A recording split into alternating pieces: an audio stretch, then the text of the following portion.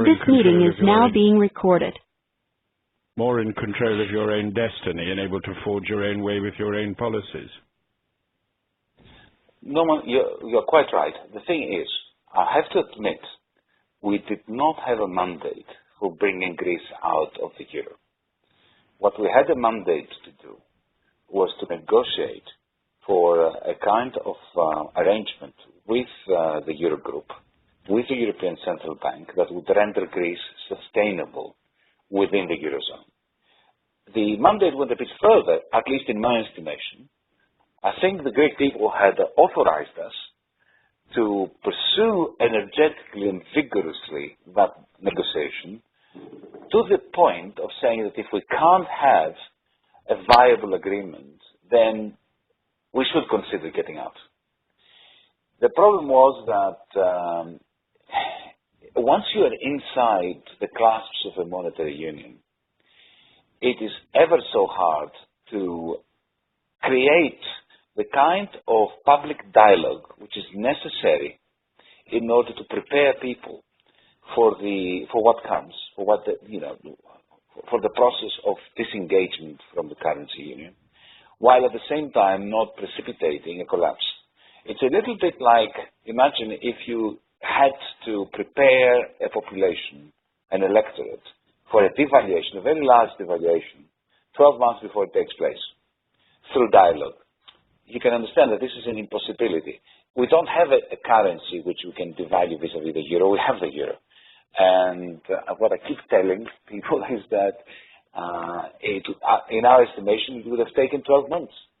But I think that Norman's got a point, if I may say so, Yanis, because you obviously didn't have a plan B, and that did rather weaken your negotiating argument, because the others were absolutely scared of you leaving, and yet you said, don't worry, we're not going to leave. I think, though, that just in the last couple of weeks, you yourself did start to think about a plan B, and I think you even gave some inkling of that in your interview with the New Statesman, where there was a vote in the inner cabinet in Athens after the referendum, and you were in favour of trying to prosecute a plan B, and you were outvoted. Do you think there's still a chance, if everything goes badly, that there may well be a plan B, and that the Grexit, which nobody wants in Greece, I understand that, but do you think it may still come about, even though it's something for which you are unprepared? Oh, absolutely, absolutely. I think that this agreement is not viable, and Dr. Wolfgang Schäuble, the German finance minister, is hell-bent on effecting a Grexit. So nothing is over. But let me be very specific and very precise on this. The Prime Minister, before he became Prime Minister, and before we won the election in January, had given me the green light to come up with a Plan B. And I assembled a very able team, a small team as it had to be, because that had to be kept completely under wraps for obvious reasons. And we've been working since the end of December, beginning of January on creating one. But let me give you, if you are interested, some of the political and institutional impediments that made it hard for us to complete the work and indeed to activate it.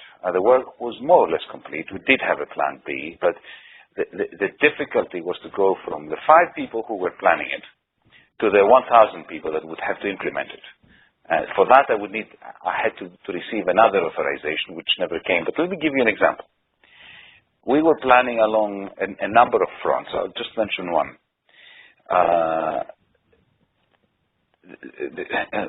Take the case of the first few moments when the banks are shut, the ATMs don't functioning, and there has to be some parallel payment system by which to keep the economy going for a little while, to give the population the feel that the state is in control and that there is a plan. What we planned to do was the following. There is the website of the tax office, like there is in Britain and everywhere else, where citizens, taxpayers, go into the website, they use their tax file number, and they transfer through web banking monies from the bank account to their tax file number so as to make payments on VAT, on income tax, and so on and so forth. We were planning to create, surreptitiously, reserve accounts attached to every tax file number without telling anyone, just to have this system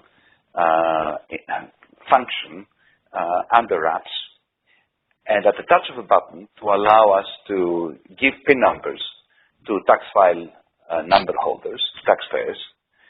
So when, let's say, take for instance the case where the state owed €1 million to some pharmaceutical company for drugs purchased on behalf of the National Health Service. We could immediately create a digital transfer into that reserve account of the tax file number of the pharmaceutical company and provide them with a PIN number so that they could use this as a kind of parallel payment mechanism by which to transfer whichever part of those digital monies they wanted to any tax file number to whom they owed money, or indeed to use it in order to make tax payments to the state. That would have created a parallel banking system while the banks were shut as a result of the ECB's aggressive action to give us some breathing space. This was very well developed, and I think it would have made a very big difference because very soon we could have extended it using apps on smartphones, and it would become a functional parallel system. And then, of course, this would be euro-denominated, but at the drop of a hat, it could be converted to a new drachma. Now, let me tell you, and I think this is quite a fascinating story, what difficulties I faced. The General Secretariat of Public Revenues within my ministry is controlled fully and directly by the Troika. It was not under the control of my ministry, of me as minister, it was controlled by Brussels. The General Secretary is appointed effectively through a process that is Troika controlled, and the whole mechanism within. It's like inland revenue in the United Kingdom being controlled by Brussels. I am sure that as you are hearing these words, your hair is standing up. Okay, so problem number one. The General Secretariat of Information Systems, on the other hand, was controlled by me as minister. And I appointed a good friend of mine, a childhood friend of mine, who had become a professor of IT at Columbia University in the States and so on. I put him there because I trusted him to develop the system. At some point, a week or so after we moved into the ministry, he calls me up and says to me, you know what, I control the machines, I control the hardware, I do not control the software. The software belongs to the Troika-controlled General Secretariat for Public Revenues. What do we do? And so we had a meeting, just the two of us, nobody else knew, and he said, listen, if I ask for permission from them to start implementing this program, then the Troika will immediately know that we are designing a parallel system. Well, I said, that won't do. We don't want to reveal our hand at this stage. So I authorized him, and you can't tell anyone that. This is totally between us, to hack. I'll send the others listening, yes, but they will not tell it to their friends. I know they are. And even if they do, I will refuse. I'll deny I said it. So we decided to hack into my minister's own software program in order to be able to bring it all to just copy the code of the tax system's website onto a large computer in his office, so that he can work out how to design and implement this parallel payment system. And we were ready to get a green line from the Prime Minister when the banks closed in order to move into the General Secretariat of Public Revenues, which is not controlled by us, but it's controlled by Brussels, and to plug this laptop in and to energize the system. But I'm trying to convey to you the kind of institutional problems that we had, institutional impediments to carrying out an independent policy for ameliorating the effects of having our banks being closed down by the ECB. That's truly terrible, shocking. Could we just sort of, Yanis, because we've got a limited time, could we, and for the benefit of those listening, just move a bit to the present and the future? I mean, that is truly shocking, and I won't ever forget that. But can you say something, if possible, about whether you think debt relief is coming now, as suggested by the IMF, or how do you think a decision could be made? My great worry at the moment, on behalf of my good friend Euclid Tsakalotos, whom I think, by the way, you met at that dinner. Yes, I did. Yes, he went to my old college, Queen's College, Oxford, actually. So we have a strong bond. Yes, and he's a St. Paul's boy, where George Osborne studied. Yes.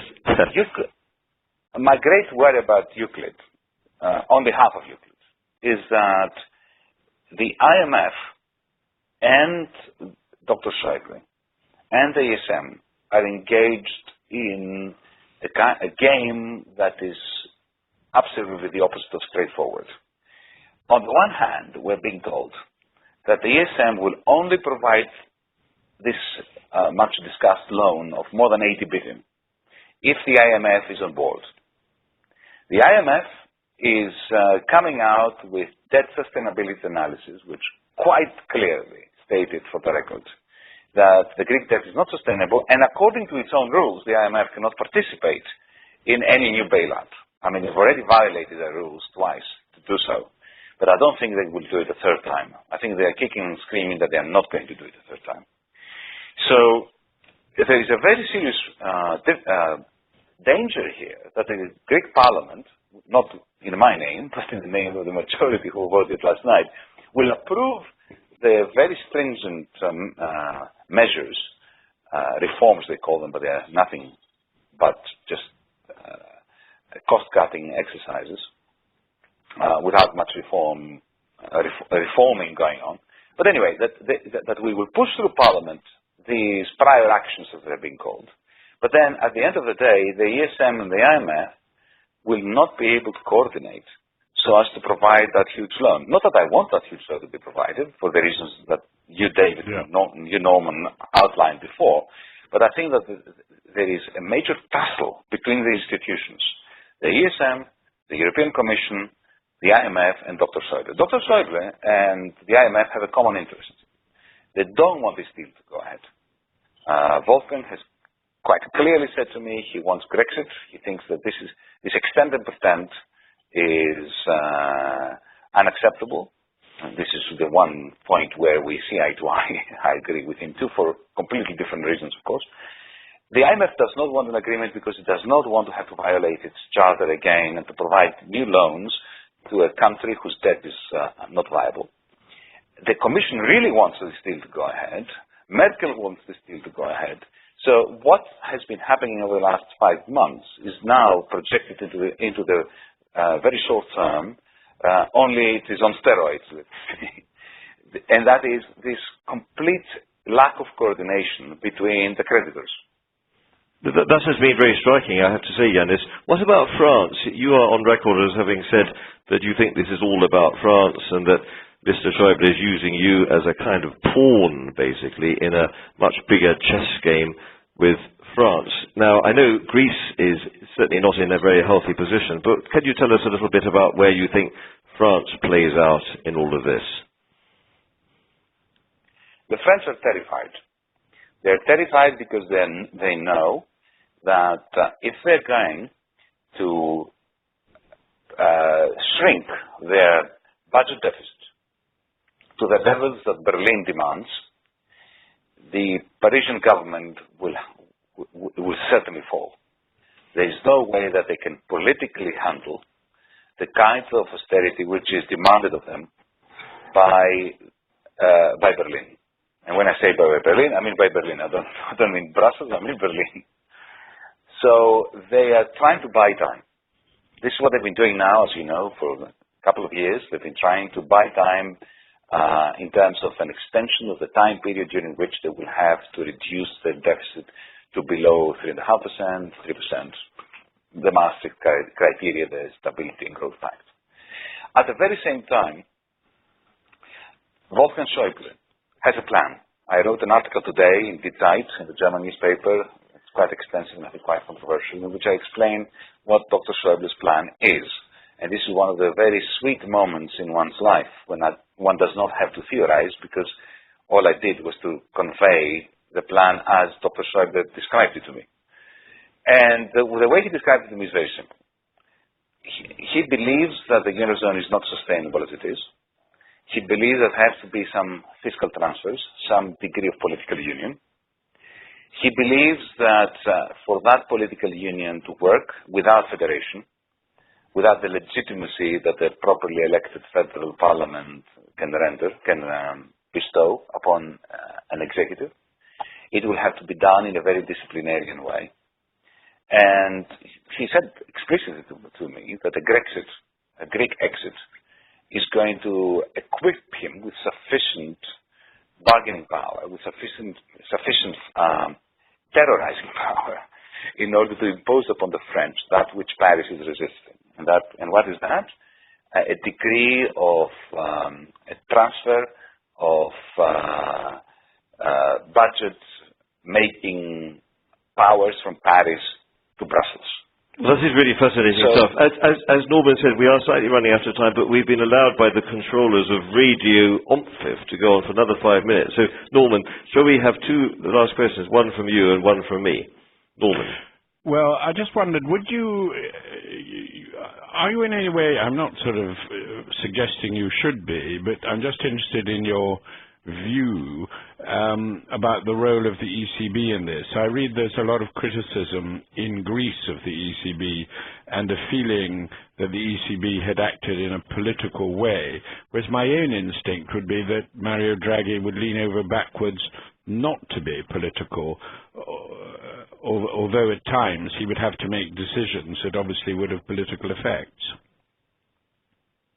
I think that both perspectives are completely spot on. You're right. Mario Draghi has handled himself as well as he could, and he tried to stay out of this mire, the political mire, impressively. I've always held him in high regard. I hold him in even higher regard now, having experienced him over the last 6 months. Having said that, the European Central Bank is set up in such a way that it is so highly it is impossible not to be political. Don't forget that the ECB, the Central Bank of Greece, because that's what the ECB is the Central Bank of all of our member states. The Central Bank of Greece is a creditor of the Greek state. And therefore, it is also, it is the lender of last resort, supposedly, and the enforcer of fiscal austerity. Now, that violates immediately the supposed distinction between fiscal and monetary policy. It puts Draghi in a position where, in acting as a creditor when we came into power, he had to discipline us. He had to actually asphyxiate sufficiently in order to yield to the demands of the creditors, while at the same time keeping our banks open. So, God could not do this in a non-political way. Yes. He's going to be turning on the taps, I think. Now, there's some talk that somehow you will be benefiting from quantitative easing once the loans are repaid on Monday. That's one question to you, Yanis, just in the final couple of minutes. The second question I've got for you is, what kind of a role are you going to be playing? Are you going to be in any political position now? Is Alexis Tsipras still talking to you? Do you still have some interlocutor with the government? And also, what do you think of the future of Mr. Tsipras? Is he going to stay around for a lot? So sorry to load you up with fairly large number of questions for your final couple of minutes. Well, on the first question, what the ECB is doing, it is increasing ELA by 900 million in order to give a little bit more liquidity through the ATMs that were very severely circumscribed up until now. The question of quantitative easing is, I think, crucial. If Greece does not get onto the bandwagon of quantitative easing over the next few months, then that's it. There's absolutely no way that Greece can stay in the Eurozone. But for this to be meaningful, they have to have, firstly, they need to restructure the Greek debt. The idea of the German government that we will first have to successfully complete a program that cannot be completed successfully, and then we're going to have debt restructuring, effectively annuls the whole idea of quantitative easing. On the question of my relationship with Alexis, look, I have a very strong personal relationship with him. There's a good friendship there. Let me give you an example. Yesterday, I voted against him. I crossed the floor. It was very painful for me. I could see that he was very upset by that. We met afterwards. He was sitting down. I was passing by him. He extended his arm very warmly. I sort of went towards him, and we hugged and kissed even. So there is this. But at the same time, at the moment, what I'm experiencing, David and Norman, is this, I've become the traitor of the party. You know how it is when you cross the floor suddenly, and you cross the floor not because you've shifted, but because everybody else has shifted.